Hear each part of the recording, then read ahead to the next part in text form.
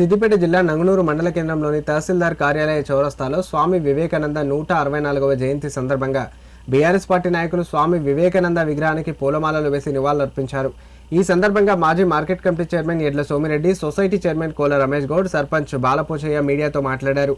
లేవండి, మేల్కొనండి, గమ్యం చేరే వరకు విశ్రమించకండి అని స్వామి వివేకానంద పిలుపు నేటి డిజిటల్ యుగంలో కూడా యువతకు మంచి మార్గదర్శకంగా నిలుస్తోందని అన్నారు.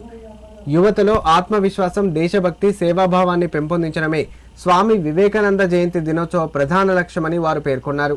కార్యక్రమంలో ఉప సర్పంచ్ శ్రీధర్ గౌడ్, నాయకులు బెదురు తిరుపతి, మహేందర్ గౌడ్, ఉల్లి మల్లయ్య, ఆనందం, రచ్చ సిద్ధు, చింటూ గౌడ్ తదితరులు పాల్గొన్నారు.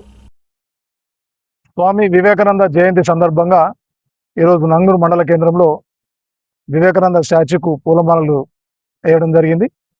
మరి స్వామి వివేకానంద గారి ఆశయాలను కొనసాగించాలి యువతకు పిలుపునిచ్చింది మేల్కోవాలని చెప్పేసి స్వామి వివేకానంద గారు ఎన్నో విషయాలు చెప్పడం జరిగింది.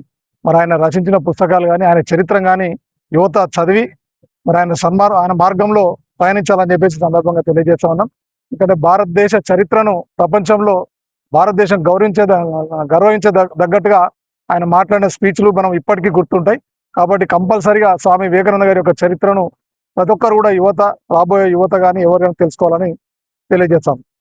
స్వామి వివేకానంద గారు యువతను, ముఖ్యంగా ఈ దేశం కోసం యువత ఆదర్శంగా ఉండి యువత మేలుకొని ఈ దేశం కోసం పనిచేయాలి, ఈ దేశంలో యువత పాత్ర ఎక్కువగా ఉండాలని చెప్పి స్వామి వివేకానంద గారు ఎప్పుడో చెప్పారు. స్వామి వివేకానంద గారు చెప్పినట్టు వారి ఆశయాల కోసం యువత అంతా కూడా మేలుకొని యువత అంతా కూడా పనిచేయాలి.